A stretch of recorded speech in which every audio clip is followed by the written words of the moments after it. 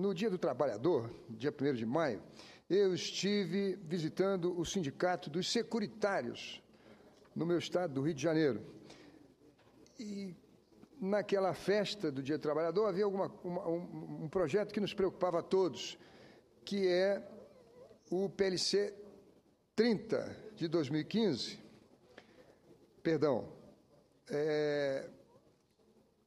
na verdade é o PLS, ele assumiu aqui esse número, PLS 30 de 2015. Na Câmara, originariamente, ele é o PLC 4330.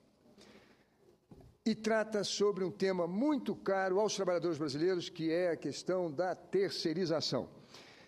Lá nós pudemos analisar juntos o projeto de lei que chegou ao Senado e realmente todos fomos unânimes em reconhecer de que ele carece de aprimoramentos. Nos preocupa basicamente a questão da terceirização da atividade fim. Nós hoje no Brasil temos 45 milhões de brasileiros com carteira assinada. 12 milhões deles são terceirizados. Em países que adotaram essa lei anteriormente a nós, o número se inverteu. O número de terceirizados passou a ser muito maior do que o número de trabalhadores na CLT. Isso pode ocorrer no Brasil, isso é uma primeira preocupação, se nós permitirmos que a atividade fim seja colocada também como atividade possível de ser terceirizada. Outra coisa que nos preocupa a todos é que a terceirização vai realmente alcançar o setor público, porque agências reguladoras, empresas públicas e sociedades de economia mista, que não são poucas, o Banco do Brasil é uma delas, é uma sociedade de economia mista, vão poder, senhor presidente, terceirizar. Isso pode representar um ataque, muito obrigado, um ataque frontal ao que a Constituição brasileira estabeleceu em 88, de que nós, todos, nossos filhos, poderiam ter acesso ao emprego público, mas não mais por apadrinhamento, não mais por indicação política, e sim pela via da meritocracia, do concurso público. Assim tem sido feito desde 88, concursos públicos para preenchimento de cargos públicos. Pois bem, agora, podendo terceirizar a atividade fim e alcançando as agências reguladoras, as fundações e as empresas de economia mista, nós poderemos ter, meu Deus, talvez 80% dos funcionários do Banco do Brasil ou de outras empresas semelhantes, terceirizados. E isso fere a Constituição. Outra coisa que nos preocupa, e muito, no meu estado, por exemplo, o orçamento do estado do Rio de Janeiro é em torno de 70 a 80 bilhões por ano.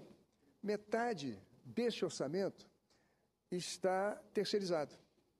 Então, nós encontramos em todo o estado, no DETRAN, nos hospitais estaduais, nas escolas, na Secretaria de Abastecimento, na Secretaria de Agricultura, de Pesca, em todos os locais, nós encontramos funcionários terceirizados. E é frequente noticiário de que essas empresas deixam de cumprir as obrigações trabalhistas. Muitas delas não continuam, elas estão em nome de pessoas, me permite até aqui usar o termo que se usa na imprensa, de laranjas, que são colocados ali com interesses, muitas vezes, de grupos políticos, para prestar serviços ao Estado mesmo, aos municípios, às empresas públicas, e passado 2 anos ou menos, recebendo, além do salário do funcionário que está alocado, as obrigações trabalhistas, praticamente mais um salário, 100%, uma taxa de administração nunca menor do que em torno de 20% a 30%. Esses recursos são acumulados ao longo de 2 anos e para 100 funcionários, isso significa 100 salários mínimos por mês. E aí, a partir do 2º ano, ou de 1 ano e meio, essas empresas quebram. E os funcionários ficam sem receber e vão buscar seus direitos, férias, 13º, o fundo de garantia, vão à Justiça do Trabalho, que quando aciona aquela empresa, verifica que o proprietário, ele não tem bens para responder pessoalmente. Bem, disse que quando se presta serviço para o governo, ele é devedor solidário.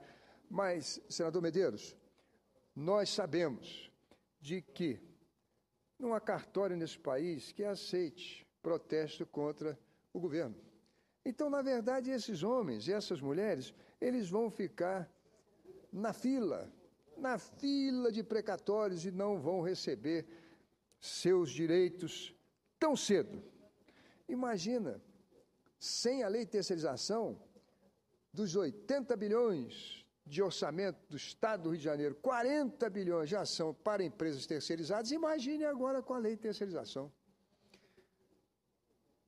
Aquele vínculo sagrado, aquele espírito cívico, aquela solenidade que envolvia o cargo público, a distinção do concurso, a perspectiva de carreira, nós estamos colocando em risco com esse projeto aprovado na Câmara dos Deputados. E nos preocupa muito, porque o valor de caução previsto na lei é de 1% do valor do contrato, limitado a 130% da prestação mensal. Ora, é muito pouco. Assina-se um contrato de 30 milhões, deixa em caução 300 mil. E isso vai suprir aquela empresa terceirizada que não pagou as obrigações trabalhistas? Não. E mais, a lei também prevê que essa garantia é válida por apenas 90 dias. Isso tudo nos preocupa e muito, senhor presidente. Mas não são só essas as minhas preocupações. Nós conseguimos, ao longo do tempo, dar ao trabalhador brasileiro, numa sociedade extremamente desigual, uma das mais desiguais do mundo. Eu quero até aqui, se me permitem, os senhores senadores, aproveitar de que hoje temos um pouquinho mais de espaço para falar, de fazer uma reminiscência histórica. O nosso país sempre teve recursos naturais em abundância. O nosso país foi pró de geração de riqueza, nós temos ciclos econômicos extraordinários, espetaculares. Eu vou citar apenas um, o ouro. A produção mundial de ouro, estimada, quer dizer, todo o ouro que existe no planeta Terra são em torno de 20 mil toneladas. Segundo os cientistas, o ouro não é da nossa crosta terrestre. O ouro veio por um cometa que chocou-se com a Terra. Esse cometa tinha ouro e tinha 20 mil toneladas. No século XVIII, só de Minas Gerais, nós extraímos 86 toneladas, 86 mil quilos de ouro, à mão, a sangue, suor e lágrima de índios e de negros. Uma inteira geração que deu a vida para enriquecer a Europa e a Inglaterra. Porque pouco do ouro ficou aqui no Brasil. Esse ouro foi fazer a Revolução Mercantilista na Europa. Esse ouro foi acabar depois nos cofres da China e da Índia e depois engolidos pela armada inglesa, foram fazer a Revolução Industrial lá pelos idos do século XVIII. Mas, do bravo estado de Goiás, foram 16 toneladas no mesmo século. E do bravo estado do Mato Grosso, 6 toneladas. Somando tudo, mais de 100 toneladas. Olha, para você ter uma ideia, Serra Pelada, na década de 80, com toda a mecanização, com toda a tecnologia, durante 10 anos, eles extraíram 10 toneladas. Tanto o ciclo do ouro no Brasil foi algo extraordinário, seguido pelos diamantes que Borba Gato encontrou nas minas de Minas Gerais. Agora eu pergunto aos senhores, isso deu alguma vantagem à mão de obra brasileira? Nós construímos, ao longo dos ciclos econômicos, da cana-de-açúcar, do café, do ouro, não podemos dizer do gado também, criado no espaço, com a tecnologia africana que veio para nós, porque o português só conhecia a criação de gado estabulado. O português não sabia criar gado solto no espaço. Isso vieram com os vaqueiros africanos.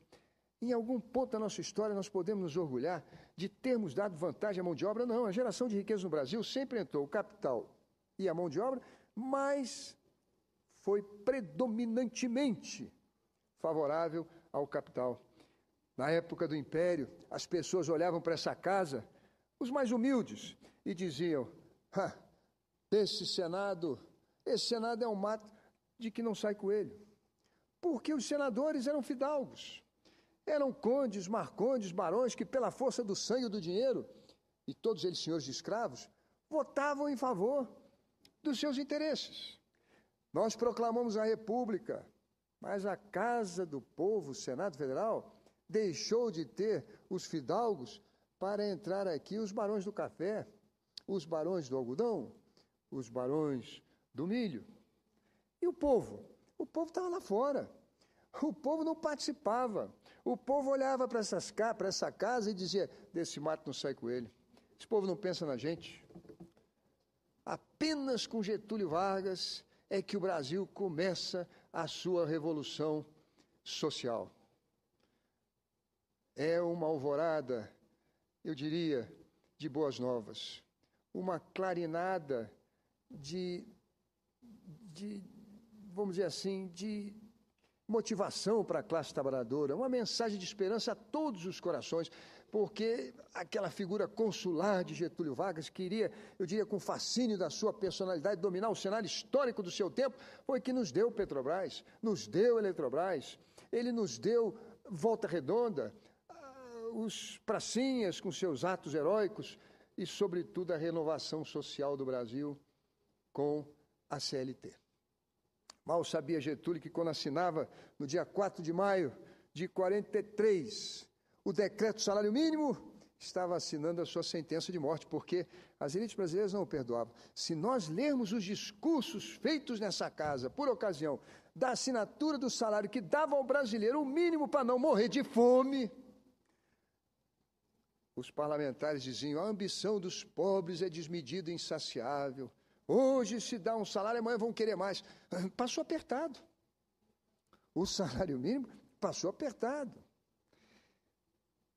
Eu estou aqui me dando a oportunidade de falar, extravasar os sentimentos do meu coração, porque aos poucos nós fomos conquistando o sindicalismo, as mesas redondas, a possibilidade de se sentar com a classe empresarial, com os patrões, e discutir um pouco melhor os meios de produção.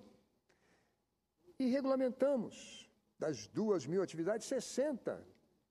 A minha profissão e a do presidente, nós somos engenheiros, passou a ser contemplada com o Conselho Estadual, Federal, um CONFEA, tivemos um salário mínimo, nos deu a lei prerrogativas de assinarmos projetos, e não poderem fazer projetos sem que houvesse um responsável técnico. Isso tudo foram conquistas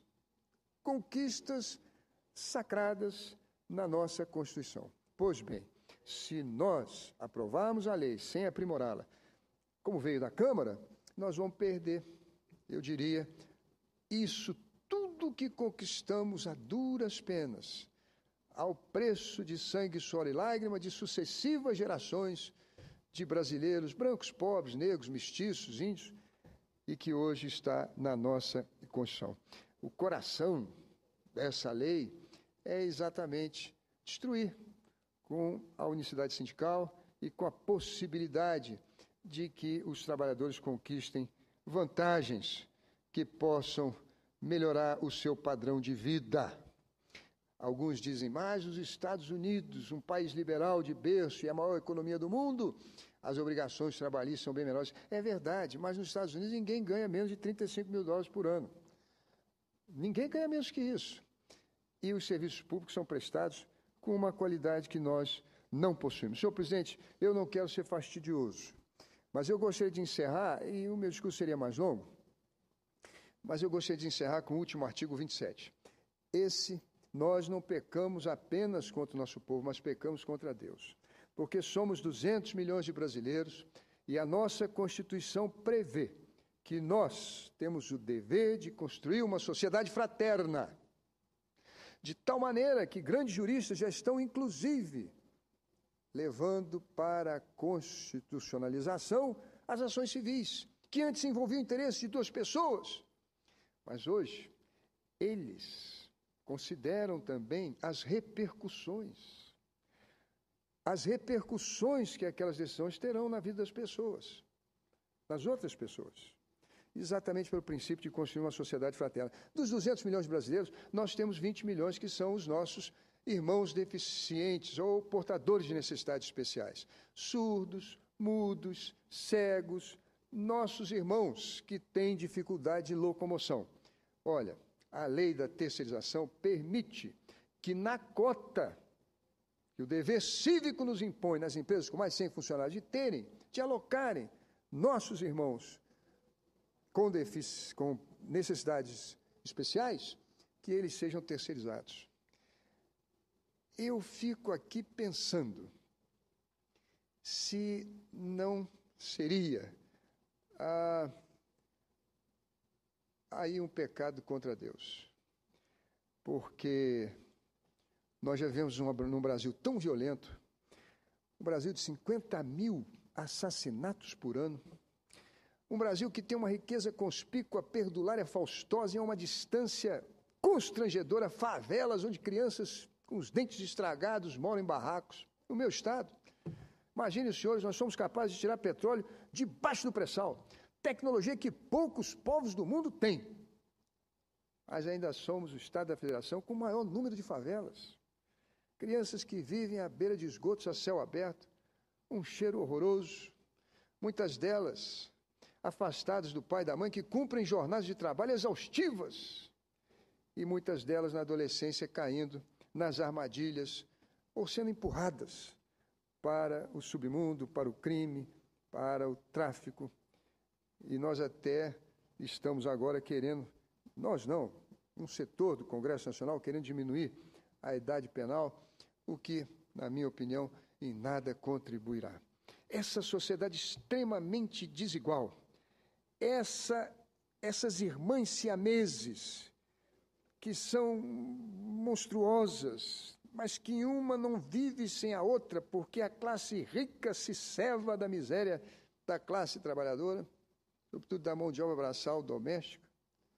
Essa classe, eu diria, que não fica a dever em nada aos ricos do primeiro mundo, que viaja, que se educa, que se entretém, que tem seus jatos, uma das maiores frotas de helicópteros do mundo, e bem perto dela, vivendo em condições subhumanas, num submundo de privações e opróbrio, uma quantidade enorme de brasileiros, e que agora nós, com essa lei da terceirização, podemos lançá-los, se não todos, quase todos, numa situação mais precária de contrato de trabalho. Então, essas preocupações, eu acho que ecoam nessa casa, onde os senadores, muitos deles até empresários, mas que já me manifestaram preocupações com a lei, vão se debruçar para aperfeiçoá-la. Eu gostaria até, senhor presidente, se me permite, antes de concluir, convidar os telespectadores, ouvintes da Rádio Senado, aqueles que nos acompanham pela internet, para que no dia 12, agora, de maio, acompanhem uma sessão especial. Não vai ter ordem do dia. Nós vamos nos debruçar aqui para ouvir grandes especialistas, homens do direito, operadores do direito, também grandes empresários, que virão aqui para nos esclarecer esses pontos todos que nos afligem e angustiam, para que a gente possa, com serenidade, aprimorar essa lei e garantir ao trabalhador brasileiro aquilo que lhe é de dignidade, de honradez, a sua sobrevivência, o seu direito. Aliás, foi um discurso histórico do grande presidente do PMDB, Ulisses Guimarães, quando ele disse que o trabalhador tinha direito ao descanso remunerado, ao lazer, a um salário digno que lhe desse educação, saúde e um lugar para morar. Presidente,